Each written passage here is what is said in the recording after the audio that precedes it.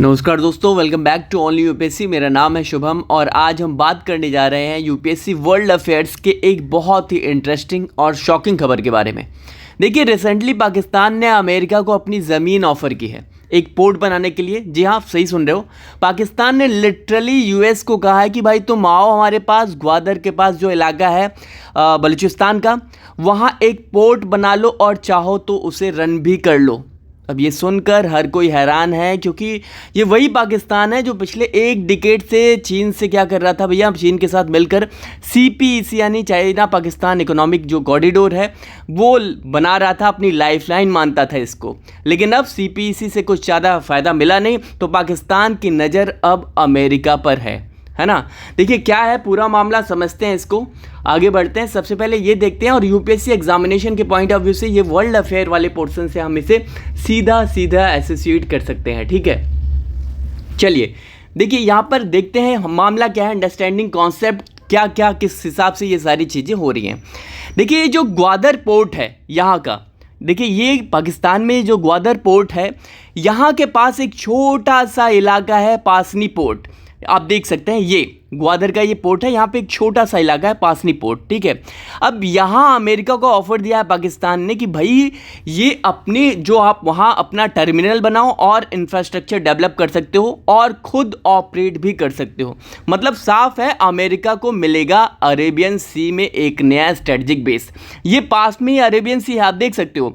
यहाँ ऑफर दे रहा है पाकिस्तान कि आओ भैया अपना इंफ्रा डेवलप करो, अपना टर्मिनल बनाओ, सब कुछ। तो सीधा क्या है भैया, यहाँ एक्सेस मिल जाएगा अमेरिका को मिल जाएगा अरेबियन सी पे। ठीक है, अब ये पोर्ट इतना करीब है ईरान के चाबार से, देख सकते हैं ईरान का जो चाबार पोर्ट है ये ईरान, ये रहा। देखिए ईरान का चाबार पोर्ट ये है, ईरान ये रहा।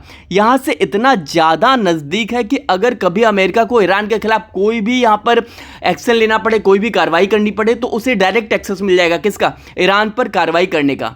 तो अब ये पोर्ट क्या है भैया, यहाँ पर बहुत ज़्यादा क्रूशियल है। ठीक है, यानी पाकिस्तान एक तरीके से यूएस को क्या कर रहा, अपने बैकयार्ड में एंट्री दे रहा है, वो भी इस भरोसे से भाई कि कुछ डॉलर की शायद बारिश हो जाए। ठीक है, अब समझते हैं कि इसका बैकग्राउंड कैसे बना है, कि क्यों ये सारी चीज़ें यहाँ पर सामने आई। देखिए इसके बैकग्राउंड को समझना बहुत ज़्यादा ज़रूरी है। देखिए आपको याद होगा कुछ महीने पहले पाकिस्तान के जो आर्मी चीफ थे ये आसिफ मुनीर, और पीएम जो थे शहबाज शरीफ, ये कहाँ गए हुए थे, डोनाल्ड ट्रंप से मिलने, है ना। अब वहाँ की एक तस्वीर वायरल हुई थी, आसिफ मुनीर एक छोटा सा ब्रीफकेस खोलकर ये हाथ में जो है वो ट्रंप को कुछ रेयर अर्थ मिनरल्स दिखा रहे थे। अब वही मिनरल्स पाकिस्तान की बार्गेनिंग चिप बन गया है। जी हाँ, आप सही समझ रहे हैं। पाकिस्तान ये कहना चाहता है कि हमारे पास क्रिटिकल मिनरल्स हैं, लिथियम, कॉपर, रेयर अर्थ्स, बस आप निवेश कर दो, क्योंकि भाई चीन के साथ जो सपना देखा था वो अब बुरे सपने में बदल गया है। ठीक है, ये दिखाकर ट्रंप को यहां पर अपनी ओर खींचा जा रहा है। बट अमेरिका बहुत ज्यादा समझदार है। देखिए आगे समझते हैं सीपीईसी का क्या हाल हुआ है। चाइना पाकिस्तान इकोनॉमिक कॉरिडोर जो बनाया जा रहा था उसका क्या हाल हुआ है, और अब पाकिस्तान अमेरिका की ओर रुख कैसे कर रहा है। देखिए सीपीईसी जो है जब शुरू हुआ था तो पाकिस्तान को लगा था, ये जो कॉरिडोर शुरू हुआ था, तो ये जब शुरू हुआ तो भाई पाकिस्तान को लगा कि हमारी जो इकोनॉमी है वो उड़ जाएगी। लेकिन आज 2025 में हम देख रहे हैं सीपीईसी एक ओवर हाइप्ड प्रोजेक्ट साबित हो गया। ठीक है, चीन ने जितना इन्वेस्ट किया उसका फायदा चीन को हुआ, ना कि पाकिस्तान को। भाई चीन भी यहाँ होशियार है। ठीक है, अब इंफ्रा अधूरा रह गया, लोन बढ़ गए और करप्शन ने सब गड़बड़ कर दिया।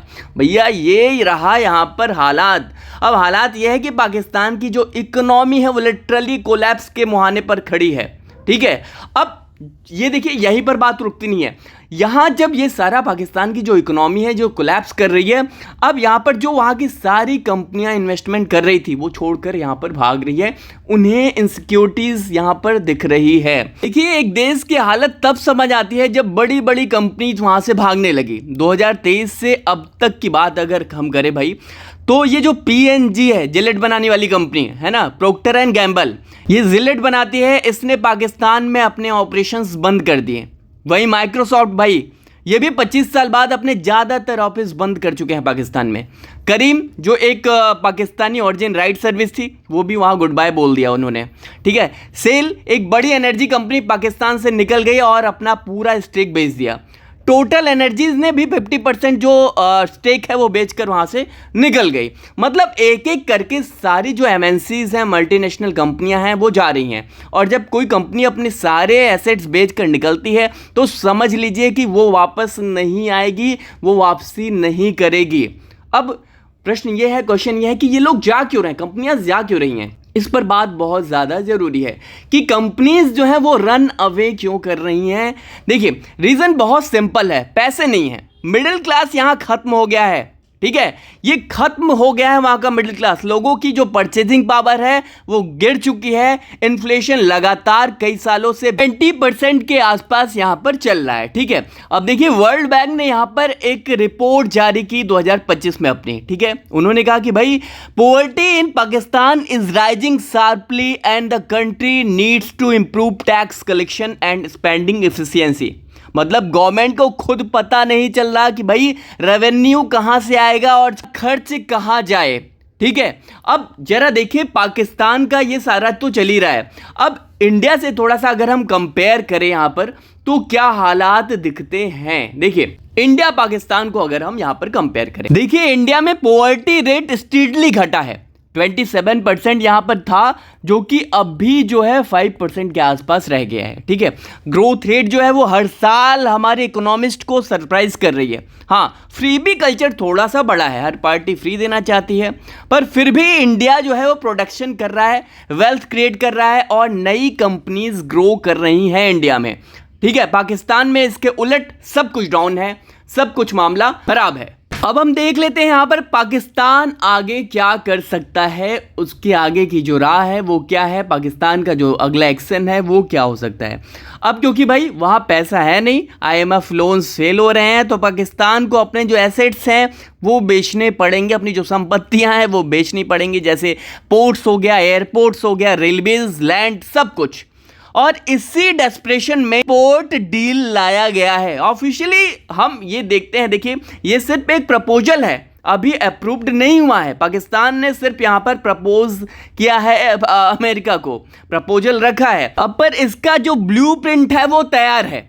कहा जा रहा है नो मिलिट्री बेस होगा, सिर्फ फाइनेंस और ट्रेड जोन बनेगा। लेकिन भाई अमेरिका जहाँ आता है वहाँ मिलिट्री एंगल अपने आप आ जाता है, बात को समझिएगा। इन्होंने तो सिर्फ ये कहा है कि भाई मिलिट्री बेस नहीं होगा, सिर्फ फाइनेंस होगा, वहाँ व्यापार होगा, ट्रेड जोन बनेगा। लेकिन भाई क्लियर है, अमेरिका की हिस्ट्री अगर हम उठाकर देखें तो भाई जो मिलिट्री एंगल है वो अपने आप यहाँ पर आ जाती है। हो सकता है ये मूव ईरान को ध्यान में रखकर किया जा रहा हो, ईरान के लिए यहाँ पर टारगेट किया जा रहा हो, ताकि यूएस के रीजन में क्या है भाई एक नया फुट होल्ड मिल जाए, ठीक है। तो ये सारी चीज़ें जो है हो सकता है ईरान को ध्यान में रखकर यहाँ पर अमेरिका टारगेट कर रहा हो, या फिर पाकिस्तान की जो पॉलिसीज़ है उनका जो मोटो है वो इसी तरीके का हो। बट ये मानकर चलो ये कुछ डॉलर के लिए, कुछ पैसों के लिए पाकिस्तान ये सारी हरकतें कर रहा है, ठीक है। अपनी ज़मीनें बेच रहा है, एसेट्स यहाँ पर दाव पर लगा दिए हैं पाकिस्तान ने। अब आगे ये है कि भाई क्या ट्रंप वाकई इन्वेस्ट करने जा रहे हैं, क्या ट्रंप इतने इनोसेंट हैं। देखिए ट्रंप बिजनेसमैन है, ठीक है, साफ क्लियर। जब कंपनियां खुद पाकिस्तान छोड़ रही हैं तो ट्रंप उन्हें कैसे कहेंगे कि भैया वापस जाओ। उन्हें बदले में कुछ देना होगा और पाकिस्तान के पास देने को कुछ खास है नहीं। तो ये डील सिर्फ क्या कह सकते हैं हम, एक शॉर्ट टर्म मीडिया बज हो सकती है। लेकिन अगर कभी ये डील सच में साइन हो गई तो पाकिस्तान धीरे धीरे अमेरिकन कॉलोनी 2.0 बन जाएगा। क्लियर है भाई, एक दूसरा अमेरिका पाकिस्तान में नजर आएगा, क्लियर है। अब सवाल यह है कि इसका असर, इसका इम्पैक्ट हमारे देश, हमारे इंडिया पर क्या होगा। देखते हैं इंडिया पर इसका क्या इम्पैक्ट हो सकता है। देखिए भारत के लिए अगर हम स्ट्रेटजिकली, ये सारी चीज़ें बहुत इंपॉर्टेंट है, ये डेवलपमेंट्स बहुत इंपॉर्टेंट है, ठीक है। क्योंकि अगर अमेरिका सच में जो हमारा अरेबियन सी है, ठीक है, यहाँ पर अगर अमेरिका इसके आसपास अगर बेस बना लेता है तो इंडिया को रीजनल बैलेंस में थोड़ी सी दिक्कत हो सकती है। लेकिन गुड न्यूज़ ये है कि भाई पाकिस्तान कमज़ोर हो रहा है, इंडिया मजबूत, ठीक है। हमारे army chief, defence minister openly कह चुके हैं भाई कराची का रास्ता क्रीक से होकर जाता है। मतलब पाकिस्तान की ज्योग्राफी अब हमारे रडार पर है, ठीक है। अब इन कंक्लूजन अगर हम इसको कंक्लूड करने की कोशिश करें तो क्या निकल कर आता है, तो भाई साफ ये है कि पाकिस्तान अब ऐसे मोड़ पर है जहां वो सरवाइव करने के लिए अपनी ज़मीन और पोर्ट तक बेचने को तैयार है। क्लियर है मामला, कहीं से कोई दो राय नहीं है। शॉर्ट टर्म में हो सकता है कुछ डॉलर आ जाए, कुछ पैसे आ जाए, लेकिन लॉन्ग टर्म में भाई ये सीधा सीधा सेल्फ डिस्ट्रक्शन है, सीधा सीधा खुद की तबाही का एक बंजर तैयार करना है। ठीक है, क्योंकि कोई भी देश एक्सटर्नल डिपेंडेंसी पर खड़ा नहीं रह सकता, ये बिल्कुल क्लियर है। ठीक है, देखिए सीपीईसी ने जो नहीं किया ट्रंप भी वो नहीं कर पाएंगे, बिल्कुल क्लियर। ग्रोथ जो है वो ऑर्गेनिक होती है और पाकिस्तान का सिस्टम उस ग्रोथ को अलाउ नहीं कर रहा है, बिल्कुल क्लियर रास्ता यही है। ठीक है, तो इन कंक्लूजन ये सारी चीजें हम यहाँ पर देख पाते हैं। ठीक है, चलिए अब लास्ट में आपसे एक क्वेश्चन है भाई, इसी टॉपिक पर है, बेस्ड क्वेश्चन है।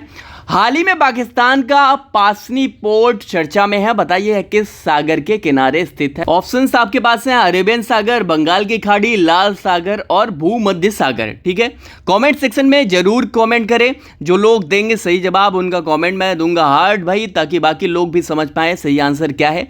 चलिए तब तक के लिए bye bye, see you all again.